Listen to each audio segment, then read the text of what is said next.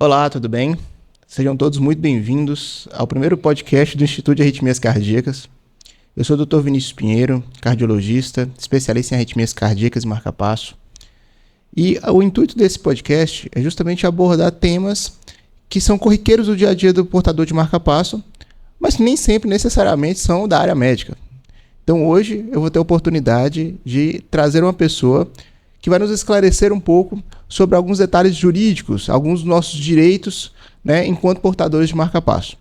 Então eu vou deixar que ele se apresente. O Dr. Renato está aqui nos brindando com a presença dele hoje e vai tirar diversas dúvidas que nós temos, principalmente as dúvidas mais importantes, as dúvidas mais corriqueiras do consultório, sobre, né, quais são os direitos e quais são os benefícios que os portadores de marca-passo podem ter. Tá? Doutor Renato, eu vou deixar que você se apresente, tá? Bom dia, boa tarde, boa noite para quem estiver acompanhando a gente. Prazer, eu sou o Dr. Renato Pinheiro, sou advogado, sou especialista em Direito e Processo do Trabalho, também sou especialista em Direito Digital do Trabalho, Compliance Trabalhista e LGPD, que é Lei Geral de Proteção de Dados. E hoje também eu venho na presidência da Comissão de Compliance e Integridade da OAB de Montes Claros, em Minas Gerais, e agradeço a oportunidade de estar aqui sanando algumas dúvidas que, por mais corriqueiras que sejam, a gente tem pouca informação hoje em dia nas redes sociais, na internet, e é muito comum que o portador tenha essa dúvida, né? E a gente realmente tem que buscar ficar sanando porque é direito nosso. Exatamente. De maneira geral, o brasileiro não conhece seus direitos, né? Não conhece seus Ele direitos. não conhece seus direitos. A gente tem essa luta, vamos dizer assim, essa bandeira que a gente tem há muito tempo de por que o brasileiro age como age? Ele age como age porque ele não sabe do direito que tem. Eu falo que alguns direitos tinham que ser desde o do ensino médio. Pelo menos o direito constitucional, tributário e consumidor. Você tinha que saber tudo que você tem direito na Constituição, tudo que interfere na vida do outro, porque o meu direito acaba quando o seu termina, e isso é muito importante entender, o direito, onde começa, mas onde termina também o meu direito, por que que eu pago o tributo, e por que que eu tenho que pagar, e quais são os direitos que eu tenho quando se trata de consumo, direito consumidor. Isso tinha que ser, no mínimo, no ensino médio. Concordo plenamente mesmo.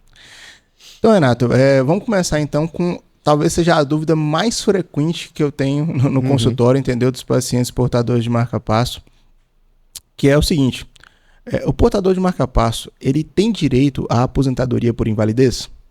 Então vamos lá. Essa resposta ela vai depender de alguns fatores. Ele pode ter direito, ele não é automático, ele não é... a pessoa colocou marca-passo, ele passa automaticamente a ter esse direito. Por quê? Primeira coisa, ele tem que estar na condição de segurado do INSS. Primeira coisa que tudo que a gente for falar sobre previdência, sobre direito previdenciário, a primeira coisa que tem que ter em mente: eu estou na condição de segurado? O que quer dizer a condição de segurado? Eu faço os recolhimentos do INSS e eu já passei o período de carência, então eu estou na condição de segurado. Nesse caso aqui, então, seria o quê? 12 meses nos últimos 18 meses. Então o INSS vai olhar os últimos 18 meses. Você tem pelo menos 12 contribuições? Se tem, você está na condição de segurado. Existem exceções? Existem. Doenças graves, que são previstas na normativa interna e em lei própria, ele anula essa questão de carência. Exemplo, o câncer. Por exemplo, o câncer de mama, por exemplo, ela anula essa questão de carência, por questão de urgência. E aí nós temos até, inclusive, lei própria que fala do atendimento. Mas o portador de marca-passo, ele não entra hoje nessa questão da urgência. Deveria? Eu acho que alguns casos deveriam. Mas quem somos nós poder falar o que o INSS deve ou não deve falar, né? Então, fez os últimos, nos últimos 18 meses, fez as 12 contribuições, está na condição de segurado. Primeiro passo, ok. Segundo passo, o portador de marca-passo, ele está incapacitado para o trabalho, e é isso que é o importante. Ele gerou incapacidade a partir disso? Essa incapacidade, ela é permanente para o trabalho, se ela for incapacidade permanente, ele passa a ter direito à aposentadoria por invalidez. Como que é? Você vai apresentar os laudos no INSS, vai passar por um perito do INSS, mas é importante que o médico faça laudos bem detalhados. Inclusive, é muito importante que no relatório médico tenha constando incapacidade permanentemente para o labor, para o trabalho, para o exercício da atividade laboral. Porque é isso que o INSS olha quando você vai fazer qualquer pedido de benefício. Ele quer saber se a pessoa está realmente incapacitada. Só que passa por uma decisão do médico do INSS? Passa. A voz final é dele. Cabe recurso? Cabe. Então, entrou com pedido, tem todo o laudo médico, o INSS negou o benefício, você pode recorrer na Justiça Federal e entrar com ação específica. Antes da negativa do médico do INSS, você pode fazer isso? Não. Hoje nós já temos isso aí já pacificado no tribunal. Você só pode recorrer ao judiciário depois de ter negativa do INSS. Então, a primeira coisa, vai fazer esse arcabouço de documento mostrando que está incapacitado permanentemente para o trabalho e aí vai entrar com pedido de aposentadoria por invalidez. O pedido de aposentadoria por invalidez ele vai ser de 70% até 91% do valor do benefício, mas nós temos previsão de reforma disso na lei previdenciária. E aí o paciente vai entrar com pedido. Hoje nós temos um prazo de 90 dias para o INSS dar retorno dos pedidos. Antes do período da pandemia, não tinha essa limitação. Pós-pandemia, como for um volume muito grande de pedidos, aí teve normativa interna. Hoje são 90 dias contados a partir da entrada do benefício. E isso é importante porque o número de benefício é ele que fixa o marco do pagamento. Então, quando o pagamento vem, ele vai ser retroativo à data da entrada do benefício. Isso aí é comum o pessoal ter essa dúvida, que fica 3 meses esperando o retorno. Quando faz o pagamento retroativo desses 3 meses. E isso serve para tudo, inclusive para ação judicial. Quando você tem a negativa e tem que ir para a justiça, quando tem a concessão do judiciário, o pagamento ele é retroativo à data da entrada do benefício. Então, se teve 10 anos de espera e, infelizmente, o nosso judiciário ele é moroso. Ele é moroso porque ele quer ser moroso? Não, o judiciário não quer ser moroso. Ele é moroso porque nós temos um volume muito grande de ação, um número pequeno de juízes e servidores para acompanhar esse volume. Então, por isso que, infelizmente, nós temos um judiciário moroso. Então, tem ações que levam 10 anos, infelizmente tem. Tem ações que são mais rápidas, graças a Deus tem. Mas tem que entender que o judiciário, infelizmente, não é porque ele quer, mas ele pode ser moroso. Teve a concessão, vai retroagir a data do pedido.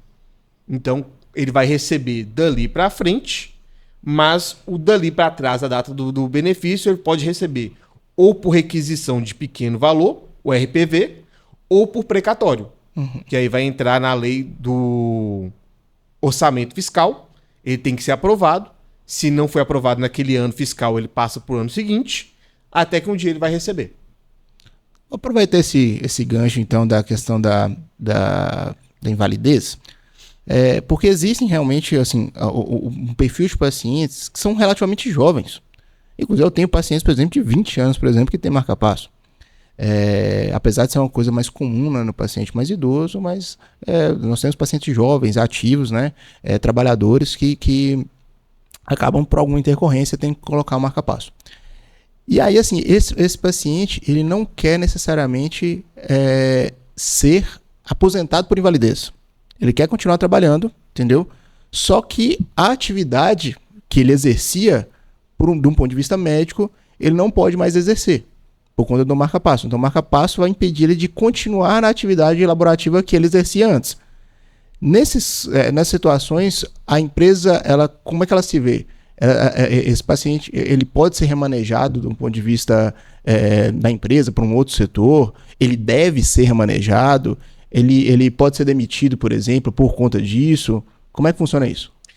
Isso aí é uma dúvida recorrente e uma excelente dúvida. Por quê?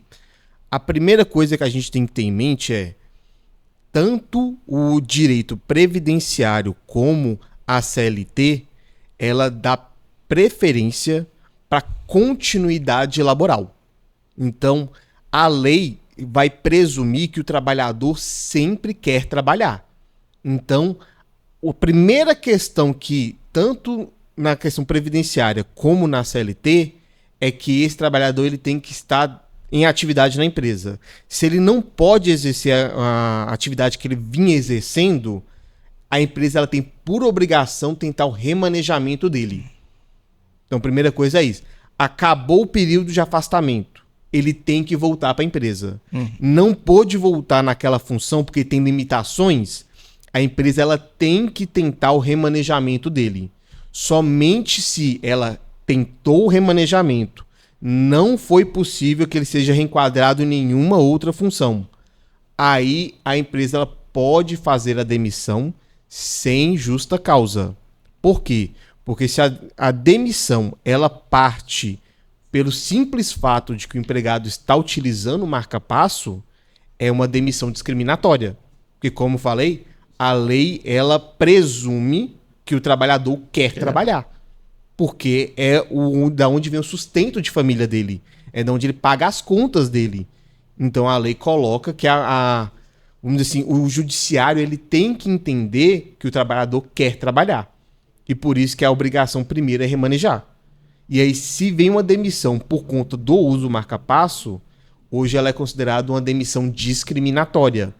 E aí é possível não só o manejo de uma ação judicial de reintegração, como se ele não tiver interesse na reintegração, é possível uma ação judicial por danos morais. Porque a demissão discriminatória, ela fere a moralidade não só do indivíduo, como da coletividade. E isso é uma questão não só da direito do trabalho, mas isso é uma questão constitucional. Então, assim, a preservação do bem-estar do indivíduo e do coletivo é uma preocupação da nossa Constituição. A gente fala que a nossa Constituição é uma Constituição garantista. O que quer dizer isso? Ela é extensa, e não é pouco extensa, porque ela traz garantias constitucionais mínimas que têm que ser observadas. Então, a questão do trabalho e da honra, ela está prevista na Constituição Federal, que é a lei maior. Ela tem que ser observada sempre. Então, primeira coisa, a empresa ela tem que tentar, de todas as formas, fazer o remanejamento desse trabalhador. Ele trabalhava... Vamos colocar por um exemplo aqui que ele trabalhava num supermercado como estoquista. Ele passa a não poder mais pegar peso por conta do marca-passo. Vamos colocar assim, que ele tem uma limitação. Na lei, hoje, nós temos limitação de peso máximo para homens e mulheres, mas vamos supor que por conta do marca-passo teve que diminuir essa condição por uma questão médica. E temos laudos que embasam isso. Beleza. Ele não pode mais trabalhar como estoquista. E aí? E aí que a primeira coisa, a empresa ela tem que tentar fazer o remanejamento dele. Coloca como caixa, coloca no setor administrativo. Ela tem que comprovadamente tentar colocar ele em alguma função. Porque presume que ele quer trabalhar. Somente se ele não for adaptado em nenhuma função mesmo, e a empresa ela tem que comprovadamente fazer isso, quer dizer, a empresa tem que fazer relatório, ela tem que fazer treinamentos e documentar tudo. Um mau hábito que nós temos hoje, e é por isso que até hoje eu trabalho com essa questão de compliance empresarial mesmo, para poder exatamente mudar esse contexto. As empresas não têm costume de fazer documentação de rotinas. A gente não cria procedimentos padrões, a gente não cria normas, a gente não documenta. E isso, para o judiciário, é muito importante. Porque se esse trabalhador saiu e entrou com a ação contra a empresa, como que ela vai comprovar que ela realmente tentou remanejar? Então a gente cria essa documentação, cria relatórios, cria treinamentos, faz gravação de tudo isso para realmente tentar colocar ele na atividade. A prioridade é colocar ele remanejado em atividade. Não foi possível e nós documentamos tudo, neste caso, então, demissão sem justa causa. E é uma obrigação da empresa, então, né? É uma obrigação da empresa, isso é uma coisa interessante. Porque vários pacientes, às vezes, eles vêm no consultório, por exemplo, pedindo um laudo para que a empresa faça isso, entendeu? A gente acaba fazendo, óbvio, né? Ajudando o paciente nesse sentido, entendeu? Só que, pra você ver, é uma obrigação da empresa. Isso era uma função que a empresa deveria fazer no sentido de tentar remanejá-lo e, igual você colocou, se não for documentada a impossibilidade, entendeu? Seria impossível, ou né, discriminatório, como você colocou, a demissão por justa causa. Bem... O que acontece, assim, hoje, as próprias empresas desconhecem a lei. Então, assim, o trabalhador não conhece os seus direitos, infelizmente. É aquilo que a gente falou, assim, o brasileiro não conhece seus direitos. Não conhece então, assim, o próprio trabalhador não conhece toda a CLT como deveria, mas o próprio empresário também não conhece.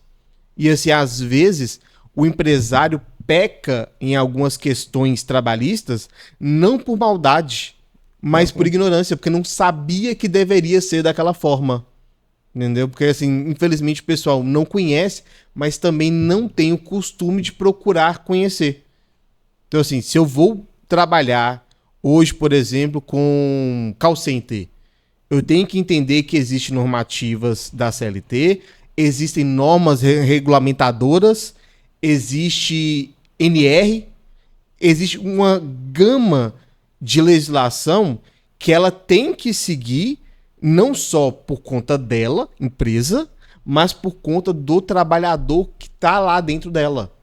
Entendeu? Então temos a questão de ergonomia, o tempo de trabalho dele, por exemplo, é diferente, ele tem uma folga a cada tantos minutos, porque tem que levantar e poder fazer algum movimento por conta essa questão ergonômica.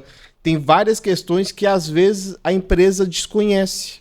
Então, assim, essa questão do marca-passo, por exemplo, as limitações dela, é uma questão nova hoje e muita gente desconhece. Não sabe esses direitos, não sabe essa questão.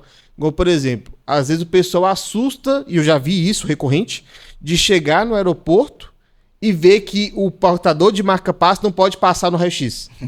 E o pessoal fica sem entender o porquê. Ah, é perigoso, é alguma coisa? Não é perigoso, mas é porque tem a limitação, tem a questão de metal, por isso que passa fora, tem que andar com a documentação. Então, assim, o pessoal não conhece o próprio direito. E a empresa não conhece as normas que ela deveria seguir, como ela se protege e como ela protege o trabalhador. Hoje, por exemplo, Brasil está caminhando nesse sentido. Mas um bom exemplo que eu uso é a Itália. Lá o pessoal já não tem mais uma briga de empresa e trabalhador. Por quê? Porque lá o pessoal já entendeu que a empresa só existe porque o trabalhador trabalha para a empresa, o trabalhador só se alimenta porque ele tem uma empresa para poder pagar ela. Então lá hoje já não é uma briga. Hoje lá já existe esse consenso de unidos venceremos. Aqui ainda existe uma briga em alguns locais. Outros, você já vê a empresa entendendo que o padrão Google de boa qualidade do meu empregado favorece o meu rendimento. Por quê? Porque se ele está feliz, ele tem uma condição boa de vida, ele vai produzir melhor. Então, o paciente que tem marca-passo, ele não é impossível de trabalhar. Eu posso remanejar ele e ele vai continuar exercendo a atividade dele normal na minha empresa. Ele não tem uma doença contagiosa, alguma coisa que impossibilita ele de trabalhar. Ele só tem uma limitação natural por conta do marca-passo. Mas ele vai continuar trabalhando normalmente, desde que seja respeitando a condição de saúde dele. Apenas isso. E nesse período, porque normalmente, após o implante do marca-passo, isso é uma questão normalmente de prática que nós colocamos, para uma recuperação pós-operatória, esses pacientes eles ficam 30 dias, às vezes até mais, entendeu? Uma certa restrição. Geralmente é uma restrição no braço, no lado, né? Onde foi o implante de marca-passo, geralmente o mais comum é a esquerda, mas varia de serviço a serviço. Então, normalmente nós restringimos esse paciente, né, uns 30 dias, o esforço com o braço do lado onde foi colocado o marca-passo. Nós acabamos fazendo um atestado para esse paciente, né, explicando, né, que ele tem que ficar 30 dias afastado. Esses 30 dias, como é que fica? Ele recebe da empresa, ele recebe do INSS, como é que é?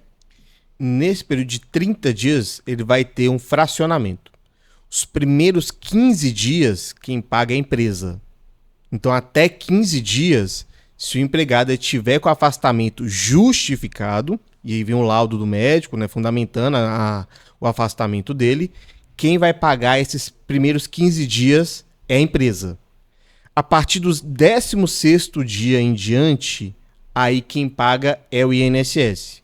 Aí, nesse caso, vai ser o auxílio por incapacidade temporária, o antigo auxílio-doença. Uhum. E aí, lembrando que todo benefício previdenciário exige carência.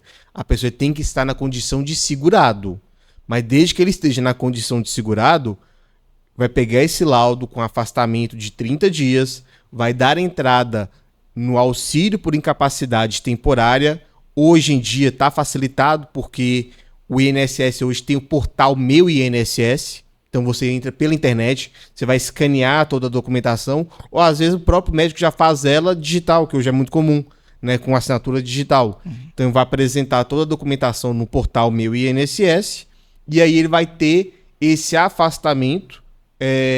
Os primeiros 15 dias quem vai pagar vai ser a empresa, a partir do 16º dia, até o limite do que o médico perito do INSS conceder, lembrando isso. Quem vai definir mesmo que o médico conste que o afastamento seja por 90 dias, se o perito do INSS entender que o afastamento seja de 60 dias, o benefício vai ser concedido com 60 dias. Cabe prorrogação? Sim.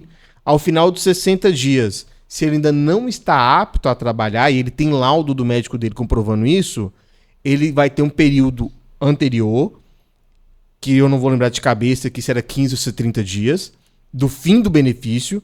Ele vai entrar no sistema Meu INSS, ou vai ligar 135, ou ir na agência e pedir a continuidade do benefício dele. Neste caso, vai designar uma perícia, e aí o perito do INSS vai analisar e ver se o benefício dele pode ou não ser estendido. E aí ele pode fazendo essa extensão do benefício conforme a incapacidade dele permaneça. Lembrando que o benefício por incapacidade temporária, ele pode ser convertido numa aposentadoria por invalidez. E vamos supor que depois do período de afastamento, ele está realmente incapacitado permanentemente para o trabalho, ele pode pedir essa conversão. Entendeu? E aí um adendo. Quem nunca contribuiu para o INSS também pode pedir benefício. Só que ele tem requisitos próprios. O que é? Ele tem que comprovar vulnerabilidade social. O que quer dizer isso? Não pode ter recebimento superior a 1/4 de salário mínimo por cabeça dentro da residência. Ninguém naquela residência pode estar recebendo outro benefício. E aí, nesse caso, ele pode pedir o benefício de prestação continuada, né, o BPC, que aí é na Lei Orgânica de Assistência Social, o LOAS. E ele vai receber, mesmo sem nunca ter contribuído, mesmo sem nunca ter entrado na questão de carência, mas por ser uma pessoa que está em estado de vulnerabilidade, como falei, a nossa Constituição ela é garantista e ela prevê essa garantia do bem-estar social, e ele vai receber esse benefício. Mas ele tem que estar dentro dessas condições que é muito limitado, exatamente por quê? Porque é uma pessoa que nunca contribuiu. Aí tem que analisar. Vamos supor que a casa tenha 6 pessoas dentro da mesma residência. Uma única pessoa trabalha e receba um salário mínimo e ninguém mais receba benefício nenhum. Ele pode pedir o LOAS? Pode. Porque se você olhar os requisitos, eles vivem em vulnerabilidade social, ele está carente, porque não pode exercer atividade laboral, e se você olhar, ele vai ter menos do que 1/4 de salário per capita, né, por cabeça. Então ele pode pedir o BPC. Agora vamos supor que seja uma casa que tenha 3 pessoas, uma receba 1,5 salário. Infelizmente ele não vai poder fazer jus desse benefício do LOAS, né? Mesmo que esteja em condição vulnerável, mas não é o vulnerável do INSS. Não preenche o pré-requisito, né? Não preenche esse pré-requisito. E é muito comum que muitas pessoas não saibam desse pré-requisito, tentem o LOAS e tenham indeferimento. Porque o pessoal, por exemplo, não sabe que existe essa limitação de 1/4 de salário per capita. E aí muita gente tenta o LOAS porque fala que nunca contribuiu, está em estado de vulnerabilidade, mas quando vai ver, tem uma pessoa que recebe mais do que um salário, ou então já tem alguém que recebe algum benefício dentro daquela residência. E aí também não pode, se torna incompatível. Entendeu? Então, a gente vai pegar essa trajetória do paciente portador de marca-passo. Então, normalmente ele vai, né, fazer o implante. Ele vai ficar, normalmente, pelo menos 30 dias afastado. Desses 30 dias, então, os 15 primeiros dias é por conta da empresa. E do 16º para frente, ou seja, né, 30, 60 ou 90 dias, vai ser por conta do INSS, que ele pode acessar pelo portal, ele tem essa facilidade hoje, né? Hoje facilitou bastante. O tempo total de afastamento, né, ela é determinado pelo perito, pelo médico perito designado, né, do INSS. E caso esse paciente ele fique incompatível com o exercício laboral que ele exercia previamente, a empresa se vê obrigada a remanejá-lo. E na impossibilidade de remanejá-lo, ela pode demiti-lo sem justa causa. Então, a trajetória é bem, bem longa, mas assim, é importante conhecer todos esses direitos, entendeu? E se ele ainda tiver o indeferimento do benefício indevidamente pelo perito, ainda cabe a ação judicial. E aí, neste momento, é que entra o que no direito a gente chama, é o pior, é o que a gente chama de limbo previdenciário. Por que limbo previdenciário? Ele não está segurado pelo INSS, ele não está recebendo nada do INSS e ele não está trabalhando, porque ele está incapacitado. Então ele fica sem receber nada, esperando a decisão judicial. E aí a gente chama de limbo previdenciário. Outra situação comum desse limbo previdenciário é cessou o benefício o antigo auxílio-doença, na incapacidade temporária. O perito falou que ele está apto a trabalhar. Voltou para a empresa, o médico da empresa falou que ele está incapacitado para trabalhar. E aí? E aí ele passa a estar nesse limbo previdenciário. O que vem tendo entendimento majoritário?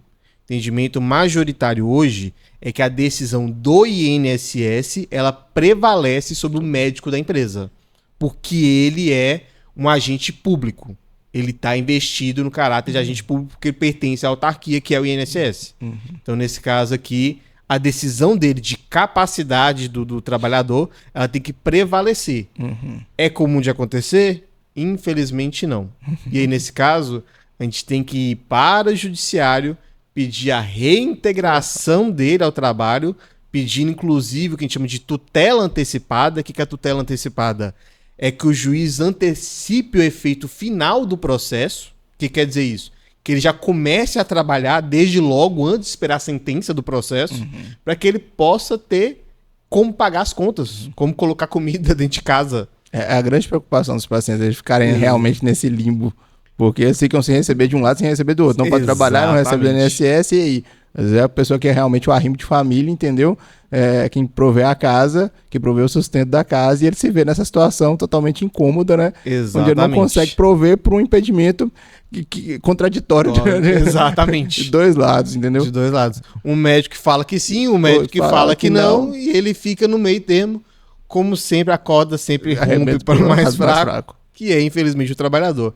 E aí, nesse caso, ele tem que recorrer a um advogado, para que ele possa entrar com a ação pedindo a reintegração dele com essa tutela antecipada, que também hoje, depois da reforma do Código de Processo Civil, né, 2015, passou a ser tutela de urgência.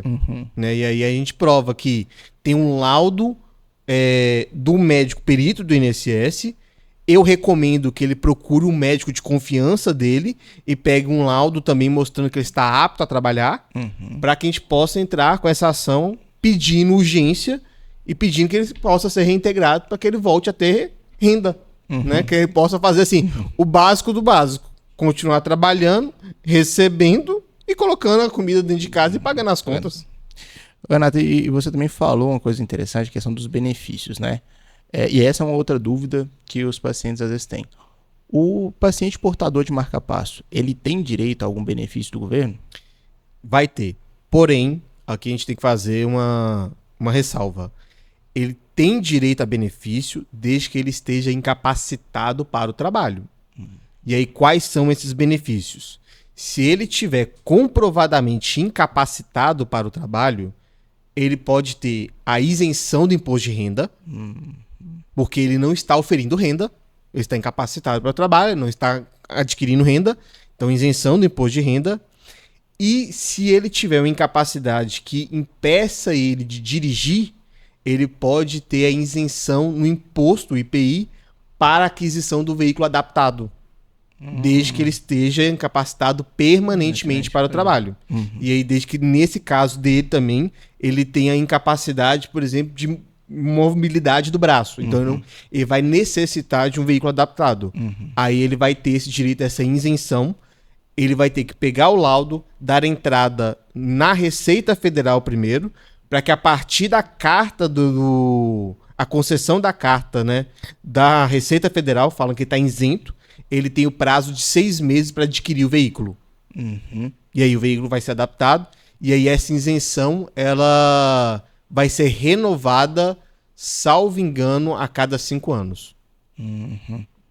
Então, ele tem direito a esses dois benefícios, mas desde que ele tenha uma incapacidade permanente para o trabalho. Porque uma das dúvidas que os pacientes têm é justamente essa questão da recolhimento do imposto de renda. Aí o paciente que está incapacitado permanentemente, ele tem esse direito. Então, o fato dele ter marca-passo simplesmente não desobriga de pagar o imposto de renda. Porque se ele só está incapacitado temporariamente, bem, cessou a incapacidade temporária, ele vai ter que voltar à atividade. Voltou à atividade, está oferindo renda, imposto de renda. Lembrando que o imposto de renda, ele incide sobre todo o acréscimo de renda. Então, se você trabalha, você recebe, esse recebimento de salário quer dizer um acréscimo na sua renda. Incide imposto de renda. Por isso que eu falo que o direito tributário tinha que ser ensinado desde o ensino médio. Você tinha que entender por que você recolhe imposto de renda. É sobre o acréscimo da renda. É uma dúvida muito comum, até porque tem algumas denominações, às vezes, que eles colocam, que eles me trazem, tipo assim, uma isenção do imposto de renda por doença cardíaca grave. Só que doença cardíaca grave é uma coisa muito vaga, entendeu? Não é uma coisa que fala assim, não, ele tem um problema, este problema cardíaco, ele tem uma insuficiência cardíaca, ele tem um bloqueio no coração, Não, é doença cardíaca grave. E isso fica muito vago, às vezes, entendeu? Sim. Então, na realidade, para que ele tenha isenção do imposto de renda, ele tem que ter uma incapacidade permanentemente. Se ele ficar afastado temporariamente... Exato. Ele não... O que a Receita quer saber não é qual é a doença. A Receita não quer saber o nome. A Receita quer saber, tudo bem, mas essa doença, você trabalha ou não trabalha? É isso que quer saber. Se você consegue oferir renda, imposto de renda. Você está incapacitado para trabalhar e não vai oferir renda, tudo bem, isenção. Por isso que é muito comum no portador do câncer, a neoplasia maligna. Por quê? Porque durante o período da quimio e alguns cânceres, ele fica realmente incapacitado para o trabalho. E aí, por isso, não tem jeito. Aí, a neoplasia é muito comum nesse sentido. Ele vai ter essa isenção do imposto de renda. É automático? Não. Você tem que solicitar para a Receita ou para o órgão que faz o recolhimento. Então, quem é concursado, por exemplo, do Estado, você tem que entrar com um processo no Estado, apresentando o laudo, e é o Estado que vai entrar em contato com a Receita. Você é concursado pelo município, entra em contato com o município, faz o processo interno, e é o município que faz. É sempre o órgão pagador, né, no caso, seja o Estado, seja o município, ou a própria União, que for concursado pela União, e ela que vai entrar em contato com a Receita. Não é nenhum desses casos, é um trabalhador normal que é previsto pelo INSS. Aí você entra em contato com a própria Receita, faz o processo deles, apresenta tudo, e aí sim você vai ter a isenção. Entendeu? Ô, Renato, esse papo foi excelente, foi ótimo, Eu muito agradeço. esclarecedor, porque realmente são dúvidas que, por exemplo, eu como médico, alguns pacientes me perguntam e eu não saberia responder, entendeu? Definitivamente eu Sim. não saberia responder. E, como você falou, nós brasileiros, de maneira geral, nós não conhecemos tão bem os nossos direitos. Então, falar um pouquinho aqui, né, dos direitos do portador de marca-passo, saber quais são nossos direitos, saber quais são os critérios que realmente nós precisamos preencher para que esses direitos sejam garantidos, é muito importante, porque é um volume de pacientes muito grande. E se a gente, né, pegar na rede privada já é um volume muito grande. Se nós pegarmos na rede pública, o SUS é um volume imenso. Então, todos os pacientes eles têm direitos que eles podem, né, requerer, tem critérios que eles têm que preencher. Tem que ser De preenchidos. maneira geral, a presença do marca-passo, ela per si, ela não é um contraindicador Não é um limitador. não, a atividade, ao Não. retorno da atividade laborativa. Ela é um afastamento temporário, Sim. entendeu? Geralmente ela não impacta de modo significativo, né, na continuidade da atividade laboral, exceto em algumas atividades específicas, que isso é previsto já certinho, né? Pra gente, algumas situações, a gente realmente tende a afastar o paciente daquela atividade em específico, né? Sob o risco de danificar o aparelho e ter algum problema. E por isso o remanejamento vem exatamente daí. Vem dessa situação, tá? Mas é importante justamente saber disso. Muitos deles ficam preocupados sem saber se vão perder o emprego, se vão conseguir prover a casa, como é que vai ficar o recebimento nesse tempo que ele está afastado, se ele pode voltar, em que condições ele pode voltar. Tudo isso realmente é muito importante. Eu acho que a gente conseguiu. A gente não conseguiria, né, esgotar esse assunto. Exaustivamente, não, se a gente ficasse com o resto do dia, ainda teria muito assunto, entendeu? Não iria exaurir isso Sem aqui. dúvida, Mas... sem dúvida. Mas serviu para pelo menos dar uma pincelada para saber realmente, né, que nós temos esses direitos, né, portadores de marca-passo, vocês têm esse direito, vocês podem requerer e não tenham, né, receio às vezes de procurar os seus direitos, né? Os advogados estão aí para isso. Exato. Né? Às vezes não conhecem realmente os nossos direitos, então procurar um advogado de confiança para que seus direitos sejam realmente validados, seus direitos sejam realmente garantidos, tá? Bom, gente, então, para finalizar aqui, é importante ressaltar que todo paciente portador de marca-passo, ele precisa de um acompanhamento cardiológico regular, precisa de um acompanhamento de um especialista em marca-passo, tá? O Instituto de Arritmias Cardíacas, né, uma clínica especializada em arritmias cardíacas, nós temos unidade, tanto a unidade de São Paulo, quanto a unidade de Vale do Paraíba, que é localizada aqui em São José dos Campos, tá? E o nosso contato, eu vou deixar aqui embaixo também, mas nosso contato através do Instagram é o @Instituto de Arritmias Cardíacas, e o nosso site também, que é o www.arritmiascardíacas.com.br. Do ponto de vista jurídico, vou deixar você falar aí também. Então, quem quiser entrar em contato pelo Instagram vai ser @RenatoPinheiro_advocacia. Quem quiser entrar em contato pelo WhatsApp vai ser o DDD 38 99829 6828. E tem o site nosso que é Renato, com 2 T's, santosadv.com.br. E aí fica à disposição, sempre que precisar, também. Renato, muito obrigado, tá? Foi uma oportunidade de ouro que a gente conseguisse, né, fazer esse podcast. É o primeiro podcast que nós estamos fazendo aqui do Instituto de Arritmias Cardíacas. Se Deus quiser, eu espero que o primeiro de muitos. Te agradeço bastante mesmo. Eu acho que foi muito esclarecedor. Eu agradeço a oportunidade porque é uma dúvida comum. Como advogado, eu também recebo essa procura constantemente, mais comum do que as pessoas pensam que é. Igual você falou assim, o volume de portador de marca-passo é muito grande, muito mais comum que as pessoas pensam, e o desconhecimento do direito também é muito comum.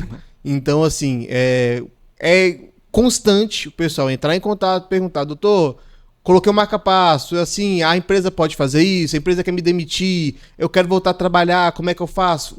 Ou a própria empresa procura e fala assim, doutor, recebi um cliente, um empregado aqui e ele tem marca-passo, mas não vai poder trabalhar. E aí? Vamos remanejar, vamos colocar ele em atividade, não tem outra forma. Voltou, o médico da empresa fala que ele não pode voltar. E aí? E aí, que se o INSS falou que ele tem que voltar, ele tem que voltar e é o perito que define essa questão. Mas assim, eu agradeço a oportunidade, viu? Estamos à disposição. E sempre que a pessoa tiver realmente alguma dúvida sobre o seu direito, procure advogado. né? O advogado está aí exatamente para poder auxiliar o cidadão para poder fazer vamos dizer assim, eu costumo falar com os meus clientes que o meu trabalho é fazer uma ligação entre o direito dele e o judiciário, né? A gente liga o cidadão àquilo que é de direito dele e a quem concede o direito, que é o judiciário. Então, assim, ficamos à disposição sempre que precisar. Estamos de portas abertas. Agradeço muito a oportunidade. Até mais. Tchau, tchau.